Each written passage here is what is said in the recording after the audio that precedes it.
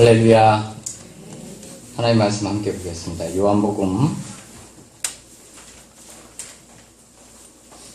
창세기 12장 8절입니다. 창세기 12장 8절 제가 봅니다. 거기서 베델 동쪽 산으로 옮겨 장막을 치니 서쪽은 베델이요 동쪽은 아이라. 그가 그곳에서 여호와께 제단을 쌓고 여호와의 이름을 부르더니. 아멘. 오늘은 새해에는 이라고 제목을 정해봤습니다. 아마 대부분 목사님들이 오늘은 한 해를 어떻게 정리할 것인가, 그리고 새해를 어떻게 준비할 것인가를 많이 설교들을 하실 겁니다. 대부분은 새해 1월 1일부터 새로운 마음을 갖습니다. 새로운 각오로 한 해를 뒤돌아보면 후회할 것도 많고 그렇기 때문에 새해는 새 마음으로, 그리고 한 해를 잊는 마음에서 대부분 1월 1일부터라든지 새해에는 이라고 시작을 합니다. 근데 대부분 새해부터 시작해야지라고 하는 사람은 그 해도 똑같습니다. 언제나 문제가 생기면 그때부터 처리해 가는 사람이 일을 잘 성공시키지, 일을 미루는 사람은 잘 되지 않습니다. 문제를 만나면 그 자리에서 각오하고 시작하는 게 가장 바른 사람이에요. 사탄이 쓰는 전략 중에 하나가 좀 이따 하지 뭐, 다음에 하지 뭐, 그것과 또 하나는 10분만 하지, 10분만 즐기다가 10분만 쉬다가 이번 한 번만이 쓰는 전략입니다. 사람을 대놓고 칭찬해서는 좀 안 됐습니다만은, 우리 학생 중에서도 우리 준식생 같은 경우는 제가 새롭게 봤던 것이, 마음을 먹고 각오를 하면 하더라고요. 드럼을 치겠다 그러니까 제 기억으로 한 5, 6개월 다닌 것 같은데, 덜 다녔나? 근데 학원비가 그때 얼마인지는 잘 기억 안 납니다만은 부평까지 다니면서 죽어라고 연습을 하더라고요. 교회 드럼 소리가 그때 한참 났던 게 기억나요. 그러더니 드럼을 참 잘 쳐요. 그 재능을 지금 썩히는 건 좀 이해가 되진 않습니다만은, 그 다음에 대학 준비한다 그러더니 1년 동안 빡세게 공부하더라고요. 그러더니 40일 작정기도 한다 그러더니 40일을 들이더라고요. 내가 그걸 보면서 기질이라는 게 참 놀랍구나. 새해부터 해야지라는 사람은 못해요. 근데 오늘 제목은 새해는 이라고 제목을 정한 이유가, 그래도 우리가 이 어떤 마음을 갖고 어떻게 새해를 대해야 될까? 문제를 만났을 때 처리를 하는 게 가장 바른 사람이에요. 근데 문제를 계획도 세우지 않고 새해부터 해야지 그런 사람은 절대 못합니다. 항상 연말 되면 제가 얘기를 드리잖아요. 금주, 금연. 그걸 요즘은 분위기가 바뀌었습니다만은, 가부장적인 제도에서 우리가 어렸을 때만 해도 아버님들이 딱 1월 1일만 되면 그걸 탁 써붙여 놓고 한문으로, 그리고 이제부터 금연한다, 금주한다 그러고 3일 동안 작정 3일 하신 분들이 참 많았습니다. 차라리 안 하는 것보단 낫죠. 안 하는 것보단 낫지만 그렇게 해서는 못해요. 그렇게 해서는 못하고, 미리 계획을 세우는 자, 미리 꿈을 꾸는 자, 물론 그게 우연치 않게 1월 1일이 된 사람도 있습니다. 근데 그렇지 않다면 우리는 계획을 미리 세워놓고 준비를 미리 하는 게 좋습니다. 작은 거를 열심히 이루는 사람이 그걸 이루다 보니까 큰 게 이루어지는 거지, 큰 것부터 계획해서, 물론 그런 사람도 있어요. 큰 거를 죽어라고 하는 사람은 그게 크게 이루어지지 않을 경우도 있다는 거예요. 물론 남다른 사람이 있어요. 그러나 그 남다른 사람은 한둘이에요. 정몽준 같은 분도 시대에 한두 명이지 모두가 다 정몽준 같은 사람일 수는 없어요. 오늘은 몇 가지를 보는데 말년이 되면 우리가 막년회를 합니다. 막년회라는 말 그 자체로 해를 잊어버린다라는 뜻입니다. 무엇을 잊어야 되는가? 한 해 동안에 내게 잘못한 사람도 잊어야 될 것이 있을 것이고, 내가 뭘 잘못한 것을 잊어버려야 될 것도 있을 것이고, 내가 실수한 것도 잊어야 될 것이 있을 것입니다. 그런데 사실은 우리가 잊지 말아야 돼요. 왜 실패했는가? 왜 안 됐는가? 그 원인을 알고 그거에 대해서 다음에 비슷한 문제를 만나면 그거를 대체할 수 있어야 돼요. 똑같은 문제를 똑같이 대체해서 똑같이 실패한다면 그거는 막년에 참된 의미가 아니에요. 그런 의미가 아니라 우리가 뭘 실수를 해서 거기에서 큰 손실을 봤다. 다음엔 똑같은 문제를 만나면 그걸 똑같이 하는 게 아니라 거기서 큰 교훈을 얻고 다시는 그 실패를 경험해서는 안 될 줄로 압니다. 그러나 그 실패감 때문에 전진하지 못한다면 우리는 그 실패감을 잊어야 돼요. 툴툴 털어버리고 새로운 마음으로 시작할 줄 알아야 돼요. 하나님은 언제나 새로운 시작을 주셨어요. 아담과 하와가 쫓겨날 때도 새로운 시작을 주셨고요. 조용히 해라.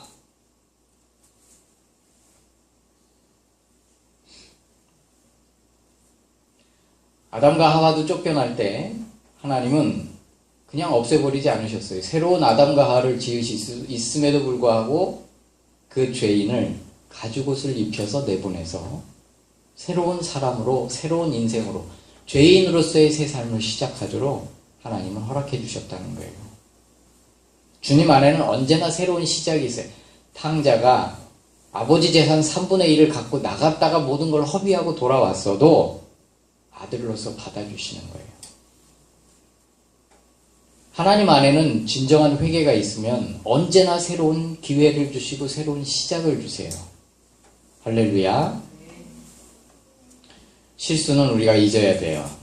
그것이 나를 붙잡고 전진하지 못하게 한다면 더더욱 잊어야 돼요. 그러나 그 실패의 원인은 우리가 알고 있어야 돼요. 지금이라면 내가 참 지혜롭게 행동했을 것 같아요. 3억짜리 건물을 주었으면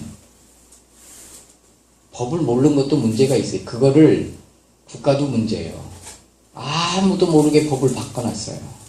아마 여기 앉아 계신 분들도 제가 말하면 다 그렇게 할 거요. 교회가 건물을 하나 받았어요. 세금이 있습니까? 없습니까? 원칙은 없었는데 어느 순간 노무현 때 단서들을 달아놨어요. 3년 동안 교회 목적으로 써라. 아니면 3년 안에 팔아서 90%를 교회 목적으로 써라. 그걸 누가 하냐고요. 주부들끼리 바꿔놓은 걸. 일반 목사님들 이제는 좀 알아요. 증여세 맞은 목사들이 한두 분씩 나오니까 노예 안에서도 우리 노예도 100여 명이 되는데 목사님들이 그런 목사들이 한둘 있으니까 무조건 이젠 받는 게 아니구나. 어떤 목사님은 자기 땅을 세금 내기 귀찮으니까 교회 명의로 돌려놨어요. 그리고 그거를 팔아서 하려고 보니까 세금이 나온 거예요. 노무현이 확 바꿔놓으니까. 그걸 어떻게 하냐고요. 공지도 안 해놓고. 그렇다고 이제부터는 교회가 뭘 받으면 증여세 냅니다. 누가 알아요. 대대적으로 홍보하지 않는 이상. 지금 같으면 잘할 텐데 방법은 다 있어요. 그걸 아예 팔아서 내가 사택을 샀으면 교회 목적으로 쓰는 거잖아요. 그리고 그 집을 담보로 잡아서 나누어 주면 되는 건데 그게 안 되잖아요. 원칙대로 한 거예요. 원칙대로. 지금 생각하면 만약에 지금 누가 그런다면 이 빠져나갈 방법을 다 보여요. 어떻게 해야 되는가. 실수는 정말 한 번만 하는 게 좋지 이런 실수를 두세 번 하게 되면 일어설 수가 없어요. 근데 거기에 패배감에 묶여 있으면 전진을 못해요. 목사님이 지난 24일 날 대법원에서 판결이 끝났어요. 다 이겼어요. 참 그 사람도 징한 사람이에요. 정말 징한 사람이에요. 목사님이 한 4년 동안 마음고생한 거 정말 말로 표현을 못해요. 너무너무 마음고생을 했어요. 마음고생만 했으면 다행인데 안팎으로 너무 많은 일들이 있어요.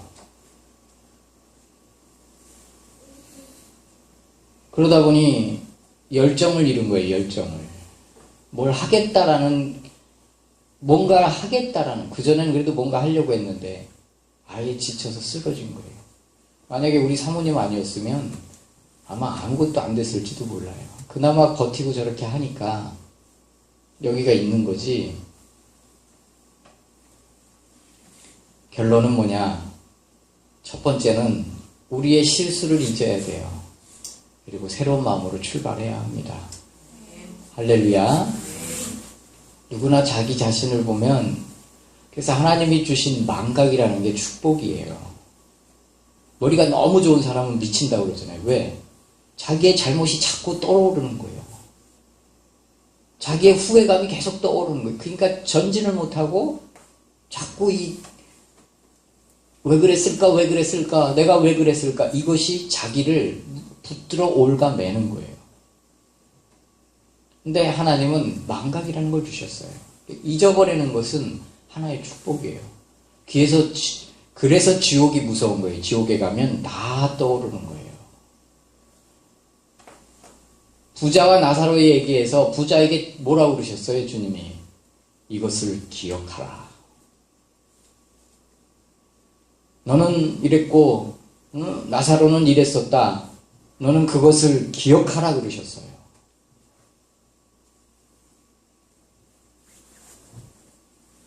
한 해를 잊기를 주님의 이름으로 축복합니다. 똑같은 실수를 반복하라는 얘기는 아니에요. 새해에는 새 마음으로 다 털고 하나님 주신 새 환경이라고 생각하고 새롭게 시작하는 저와 여러분이 되기를 바랍니다. 탕자가 모든 걸 탕진하고 들어왔어요. 그래도 주님은 아들로 받아주시는데 아들뿐만이 아니라 여전히 너는 상속자라는 반지를 끼워주세요. 여전히 너의 모든 지위는 그대로라는 뜻이에요. 탕자의 이야기는 너무 많이 해서 우리는 잘 압니다. 아버지는 하나님을 상징하고 아버지는 모든 걸 다 알고 계신데 원래 그렇게 수용하면 안 돼요. 아니 그랬더라도 돌아왔을 때 한마디 따끔한 말이라도 해야 돼요. 근데 왜 이 일을 허락하셨는가? 말도 안 되게 아버지 재산 3분의 1을 허비한 것을 아무 말 안 하고 그냥 받아주시는 이유가 뭔가? 그것은 아버지의 재산보다 그 아들이 더 소중하고 한 번도 아들이 그걸 못 깨달았지만 나는 널 사랑한다는 걸 몸소 보여주신 거예요.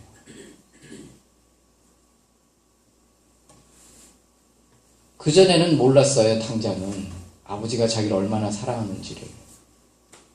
사람은 물질에 약해요. 환경에 약해요.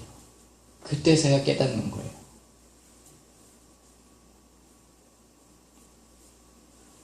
얼마나 3분의 1이면 큰 재산이에요. 여러분은 재산이 없어서 잘 몰라요? 100억 재산을 갖고 있는 사람이 35억을 아들이 갖다 탕진하고 들어왔다. 그래도 너는 여전히 3분의 1의 재산권을 갖고 있다라고 받아준다면 얼마나 놀라워요.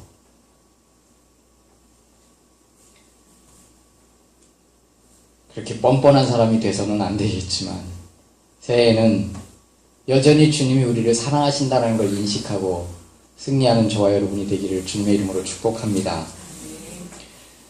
잘못한 사람을 용서하십시오. 이건 참 쉽지 않아요. 주님이 용서라는 것을 들 때 왜 돈 빚진 사람에 대한 표현으로 설명을 하셨을까? 어떤 사람이 지나가다가 그 성의 높은 사람 동관이 자기에게 빚진 사람을 보고 잡아다가 가뒀어요. 근데 가둘 때 그 사람이 내가 갚겠습니다. 나 처자식이 있는데 내가 갚을 때니까 날 좀 풀어달라고 하는데 그 모습이 너무 불쌍해서 풀어줬단 말이에요. 근데 그냥 풀어준 게 아니라 그래 빚 없던 걸로 하자. 열심히 살아라. 하고 풀어줬어요. 근데 이 사람이 나가가지고 자기는 1억의 빚을 탕감을 받았는데 자기에게 10만 원 빚진 사람을 보고는 가둬버렸어요. 갚으라고. 그러니까 그걸 들은 사람이 다시 갔다가 그 사람도 가뒀대요. 사람에겐 제일 이 무시무시한 게 뭐냐면 환경이에요. 돈이에요. 그래서 사람이 돈을 용서한다라는 건, 여러분 마음으로 용서하라는 건 너무 쉬워요. 용서해 그럼 되니까. 근데 물질이 개입되면 우리는 모두가 다 정당성을 이래서 우리는 받아야 돼. 이래서 우리는 받아야 돼. 이게 사람이에요. 아닌 것 같으세요? 마찬가지예요, 다. 근데 먼저 이 용서라는 부분을 보면 목사님이 항상 좋아하는 그 소재가 있는데 올드보이라는 영화예요. 거기에 오대수가 나오고 그 유지태가 무슨 역을 맡았는지 기억은 안 납니다만 유지태가 나오잖아요. 근데 오대수가 15년을 갇히잖아요. 자기를 가둔 이유를 모르는 거예요. 그리고 15년 만에 풀어주고는 돈 이만큼 주고 찾아가라는 거예요. 자기를 왜 가뒀는지를. 기억 싹 다 지우고. 이 분노 가운데 자기를 가둔 사람을 찾아가는 거예요. 어떻게 만났어요. 그랬더니 그 사람이 나중에 결론이 뭐냐. 유지태가 왜 오대수를 가뒀는가. 오대수가 학교 다닐 때 유지태하고 유지태 여동생을 모함했어요.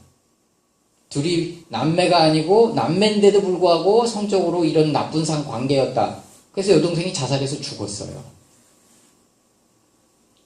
복수를 하는 거예요, 그게. 근데 유지태가 오대수에게 뭐라고 그래요?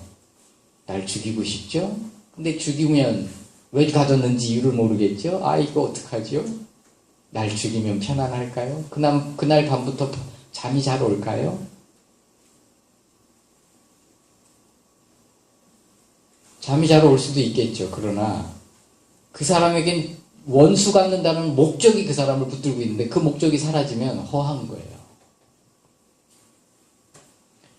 용서라는 것이 때로는 내가 살기 위해서 용서해야 돼요. 분노하고 그래서 그 분노를 갚잖아요? 편안할까요? 그럴 수도 있겠죠.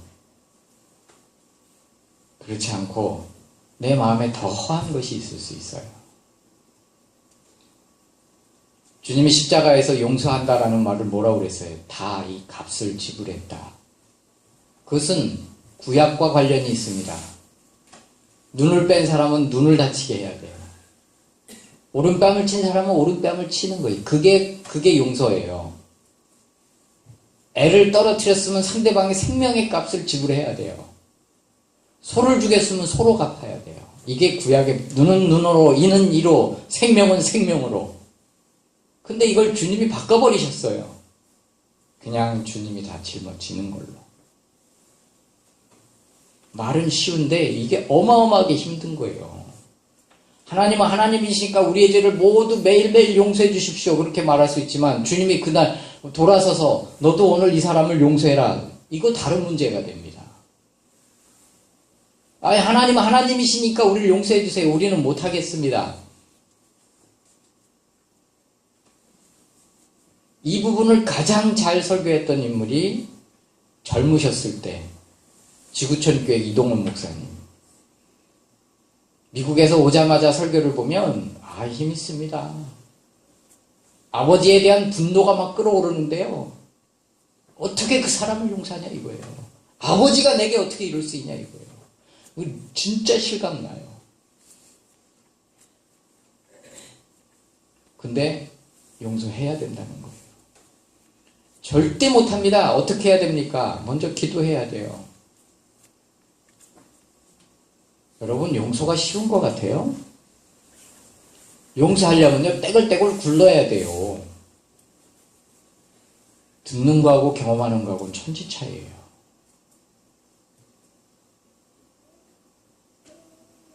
우리는 현실이 보이지 하나님의 말씀이 보이질 않아요. 그 약속의 결과가 잡히질 않아요. 힘든 거예요. 그래서 먼저 주님께 도움을 청하고 도움의 기도를 해야 되는 거예요. 우리 안에는 누구나 다 이 분노의 씨앗들이 다 있어요. 다 분노가 있어요. 다. 상처 주고 상처받고 또 나도 모르게 상처 주고 또 나도 모르게 상처받고 이 분노가 우리 안에 부글부글 끓고 있습니다.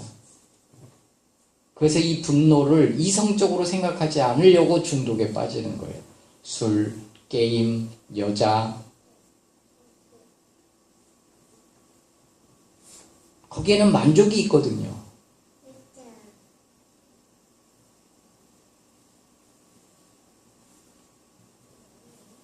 올 한 해 여러분에게 잘못한 사람을 용서하고 지나갑시다. 할렐루야. 말은 쉬워요. 나도 고민 중에 있는 중이에요. 우리 학생들과 어제 잠깐 얘기를 했지만 나도 지금 돈 받으려면 200만 원이 아니에요. 억대예요. 억대. 판결까지 난 사람도 있어요. 청구만 하면 돼요. 근데 왜 못해요?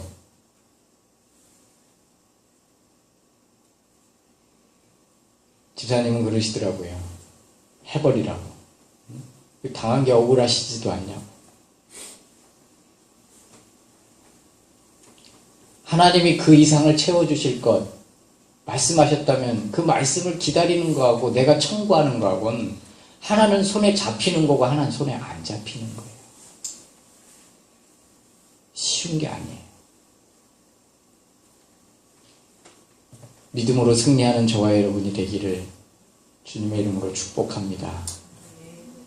여기까지 믿음으로 왔고 다 잘했다는 거 아니에요. 앞으로도 믿음으로 가야 돼요.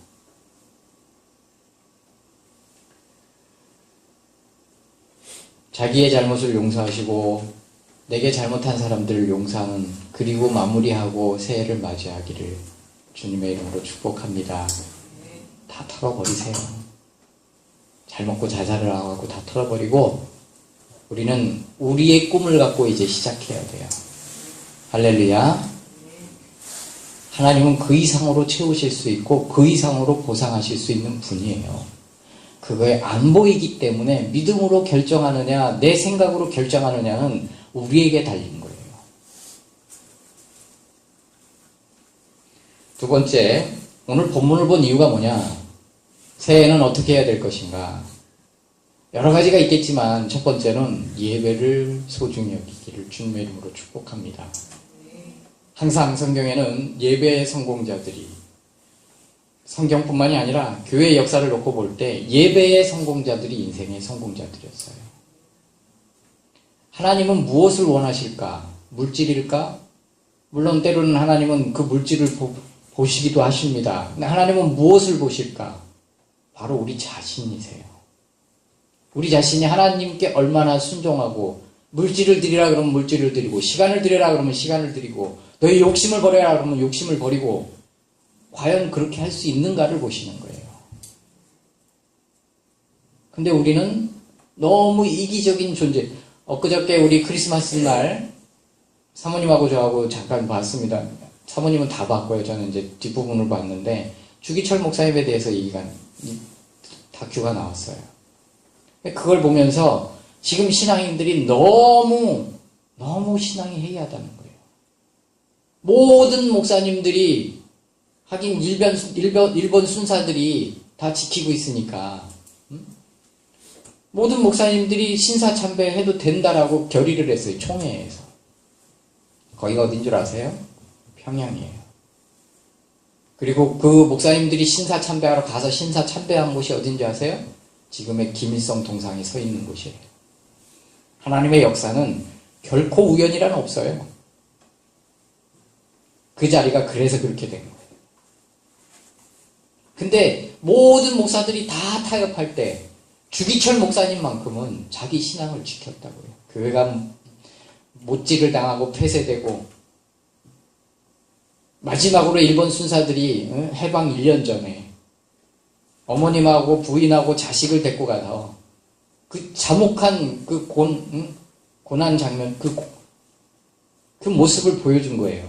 어머니는 그 자리에서 실신했고요. 부인은 기도했고요. 자식은 하나님께 원망하고 이해할 수 없는 하나님은 왜? 근데 지금 신앙생활을 보십시오. 신사참배? 주일도 못 지키는 판에 무슨 신사참배예요.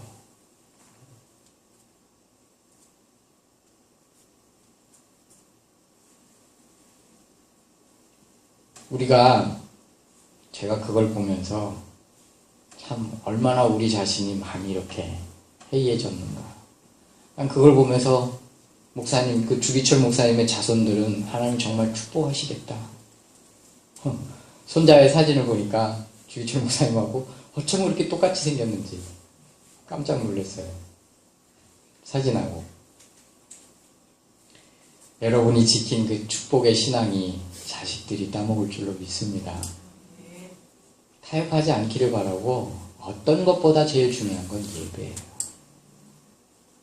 근데 우리는 예배와 다른 걸 바꿔요. 시대가 그러다 보니까 너무 많은 일들이 예배와 자꾸 바꿔요. 그걸 정당히 여기고 그게 얼마나 심각한 건지를 몰라요. 여기 아브라함에게서 나오는 특징적인 단어가 있는데 그거 뭐냐면 가는 곳마다 단을 쌓는 거예요. 여기 가면 여기 가서 단을 쌓고 저기 가면 저기 가서 단을 쌓고 이쪽으로 가면 이쪽으로 가서 단을 쌓고 이게 아브라함의 모습이에요.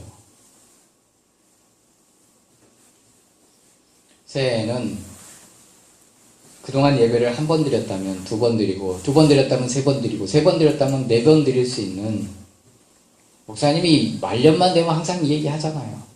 새해에는 예배를 한 번씩 더 드리자고. 헐, 반응이 왜 이러실까? 예배의 성공이 인생의 성공이에요. 늘 드리는 말이지만 하나님을 잘 섬긴다고 환경이 확 변하는 게 없어요. 왜 새신자들이 교회를 떠나느냐? 6개월을 교회를 열심히 다니고 1년을 교회를 열심히 다녀도 환경이 변하지 않는 거예요. 똑같은 거예요. 어느 때 아느냐? 교회를 떠나봐야 그때가 가장 축복의 때였다는 걸 그때서야 아는 거예요. 교회 다니고 있을 때는 그때가 왜 축복이었는지를 모를 때가 많아요. 벌도 똑같다고 말씀을 드리잖아요. 거짓말 할 때마다 코가 나오면 거짓말 할 사람 없습니다. 도둑질 할 때마다 손가락 하나씩 잘려져 나가면 도둑질 할 사람이 아무도 없어요. 하나님 그렇게 다루시질 않아요, 우리를. 축복도 마찬가지예요. 그러나 성경에 나온 사람들 보십시오. 하나님을 섬긴 자들 하나님 반드시 축복하십니다. 다 우연 같지만 절대 우연이란 있을 수 없습니다.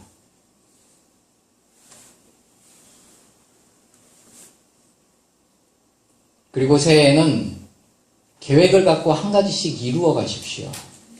뭐 자격증을 몇 개 따겠다. 올해에는 뭐부터 뭘 어디까지 해놓겠다. 공부를 이만큼 해서 내가 준비해 놓겠다. 아니면 장사를 위해서 내가 돈을 모아서 장사 자금을 마련하겠다. 뭔가 하나의 자기의 꿈과 목표가 있어야 돼요. 아무 세월 없이 그냥 살면 그냥 사는 거예요. 발전성 있는 사람은 항상 뭔가 자꾸 자기 발전을 위해서 뭔가 해요. 우리 현아쌤 같은 경우도 그 글씨 배우러 다니더라고요. 내가 기억나는 게 그게 있어요. 동사무소 그 문화관에서 뭐 무슨 글씨 배우기 같은 거 다녀서 그거를 배워가지고 할머니 장사하는 데다 뭐 얼마 세일 이렇게 예쁘게 글씨 이렇게 해가지고 붙이고 하다못해 자기 발전을 위해서 뭐라도 계속 해야 되는데 아무것도 안 하면 인생은 그대로 그냥 가는 거예요. 새해에는 뭔가 목표를 세우세요. 거창한 걸 세우라는 게 아니에요. 자기 발전을 위해 뭔가 하나 준비하는 그런 사람들이 되기를 주님의 이름으로 부탁을 드립니다. 할렐루야. 그와 마찬가지로 또 주의 일도 뭔가를 하나 이루려고 생각을 하세요. 하나님께 서원은 하지 마세요. 제발 서원하면 해야 돼. 그냥 마음의 계획만 해요. 올해는 내가 우리 교회를 위해서 하라는 얘기가 아니에요. 어떤 사람은 개인적인 선교도 마음먹을 수 있고요. 올해는 내가 5만 원씩 어디 선교를 해야겠다. 내가 어디에 뭘 해야겠다. 하나님께 대한 뭐 새벽 예배를 쌓든지 40일 작정 기도를 하든지 뭔가 하나님께 대한 꿈도 하나 가져야지. 자기 것만 이렇게 갖는다면 안 되는 겁니다. 정리를 합시다. 한 해를 잊으십시오. 할렐루야. 예배에 성공하십시오. 새해에는 꿈을 한 가지씩 가시시기를 바랍니다. 말씀을 정리하면서 마치면서 한 가지 여러분하고 함께 나누고자 합니다. 누가복음, 마태, 마가, 누가복음은 성경마다 주제가 있는데요. 누가복음은 말씀에 대한 주제예요. 누가복음 7장에는 누가 나오냐면 자기 하인이 병든 백부장의 이야기가 나와요. 근데 주님께 뭐라 그러냐면 말씀만 하사 그러면 내 종이 낫겠습니다 그래요. 근데 주님이 그거를 아하 이스라엘에서 이만한 믿음 있는 사람은 못 봤다라고 말씀하시면서 칭찬하세요. 왜 그랬을까? 그것은 누가복음의 주제이기 때문에 그래요. 누가복음은 1장을 어떻게 시작하냐면 사가랴가 등장하고 마리아가 등장합니다. 사가랴는 자기의 어떤 환경과 경험이 하나님의 말씀을 막아버려요. 그러니까 젊었을 때부터 자기 얼마나 거룩하게 살고 완벽한 인간은 아무도 없어요. 성경에 허락지 않아요. 그만큼 온전하게 살려고 노력했다는 인물이에요. 사가랴와. 근데 이들이 자식이 없으니까 하나님께 그걸 끊임없이 기도했어요. 그런데 늙어서 자식을 낳을 수 없는 나이가 돼버린 거예요. 생리가 끊어진 나이까지 온 거예요. 그거에 대해서 완전 포기하고 아무 생각 없이 사는 게. 그런데 천사가 등장했어요. 가브리엘이 등장했어요. 얼마나 이 형용할 수 없는 놀라운 모습으로 등장했겠어요. 그리고는 너 부인에게 자식 생긴다 그랬을 때 그는 자기의 경험과 자기의 환경이 그것을 하나님의 말씀이 이루어질 거라는 생각을 못하고 받아들이질 않았어요. 그러니까 어떻게 돼요? 벙어리가 되잖아요. 무슨 얘기냐? 하나님이 말씀하신 건 내가 믿든 안 믿든 나를 통해서 이루신다는 거예요. 벙어리가 돼서 이루어지든 믿음으로 받아들이든. 마리아는 뭐라 그래요? 주의 계집종이오니 말씀대로 이루어지이다. 바로 그 앞전에 천사가 뭐라 그래? 하나님의 모든 말씀하시면 능치 못하심이 없느니라. 하나님이 말씀하시면 돼요. 환경이 어떤 건 중요하지 않아요. 우리는 근데 환경을 봐요. 마지막 선지자 세례 요한의 아버지 사가랴도 똑같은 거예요. 경험으로 볼 때 하나님의 말씀이 자기의 경험을 뛰어넘지를 못해요. 여기 그래서 누가복음의 핵심인 주님이 말씀하고 싶은 걸 한 백부장이 와서 주님이 말씀만 하시면 됩니다. 근데 우리는 뭘 원해요? 환경의 변화를 원하고 현품을 주시길 원하고 약속을 원하는 게 아니에요. 주님께 우리는 뭘 원해요? 환경의 변화를 원해요. 그래서 내가 일을 하고 그래서 내가 하고 그래서 내가 뭘 바꿔보려고 해요. 하나님이 하시려고 하는 것을 기다리질 못해요. 내가 하지.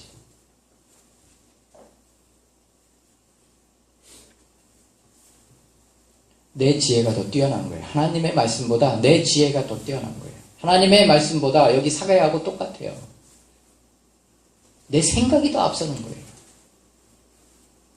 왜 이 얘기를 지금 이 시간에 나누느냐? 새해에는 기대하십시오.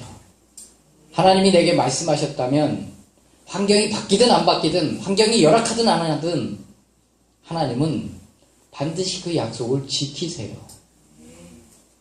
그럼 우리에게 뭐가 필요하냐? 그 약속을 이루실 것을 믿고 기다리고 기대함으로 보내는 거예요. 이스라엘 백성들이 왜 꿈꾸는 것 같이 포로에서 돌아왔어요? 기다리다 포기한 거예요. 막상 이루어지니까 얼떨떨한 거예요. 이게 뭐지? 근데 가다 보니까 이게 그때서야 기쁨이 막 밀려오니까 말하고 싶지 않고 자랑하고 싶지 않은데 막 내 입에서 찬양이 흥얼흥얼 튀어나오는 거예요. 그 축복이 꿈꾸는 것 같은 거예요.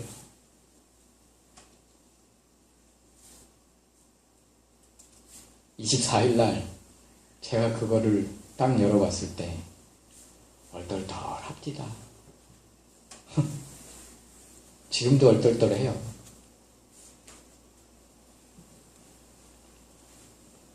근데 이제는 하나님이 하신 일들을 기대하고 어떻게 하실지 하나님을 바라보고 주님이 역사하시는 것을 바라보면서 전진하는 저와 여러분이 되기를 바랍니다. 정리합니다. 2015년 잊으십시오. 다 잊고 새로운 마음으로 시작하십시오. 그리고 16년 예배에 성공하고 꿈도 이루시고 작은 일부터 열심히 해서 성공하는 여러분과 저가 되기를 주님의 이름으로 축복합니다. 그리고 기대하는 마음으로 기다리며 하나님을 바라보시길 바랍니다. 내가 뭘 할 수 있을 땐 내가 해야죠. 그러나 내가 할 수 없을 때가 있어요. 할 수 없는데 자꾸 자기가 하려고 하니까 안 되는 거예요. 내가 할 수 없을 때, 하나님이 허락지 않는데 자꾸 하잖아요. 더 망가져요. 더 망가져요.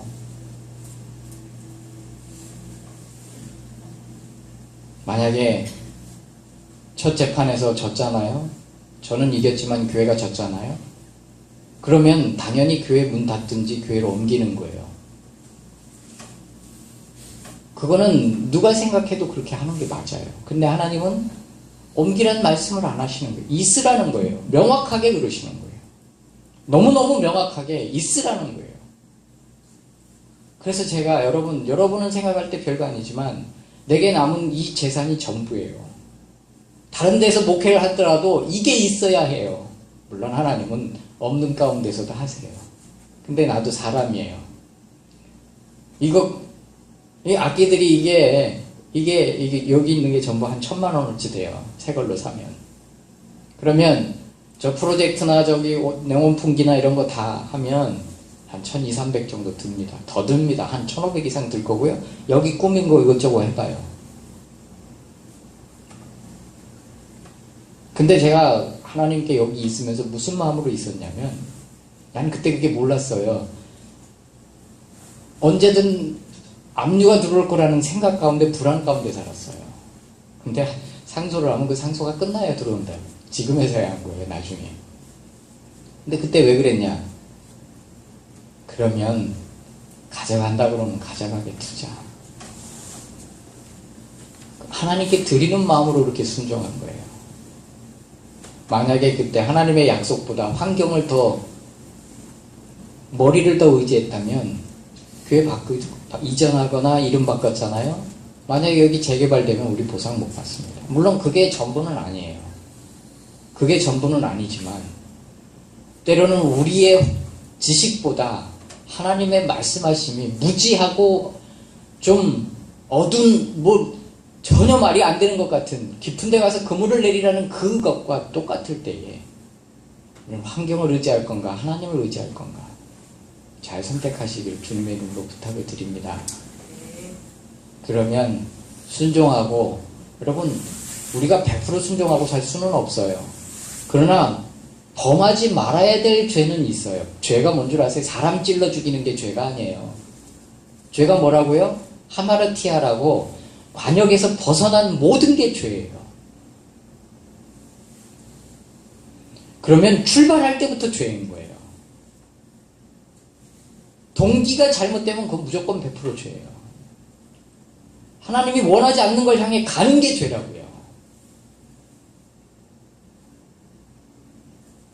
많습니다. 그런 거 되게 많아요.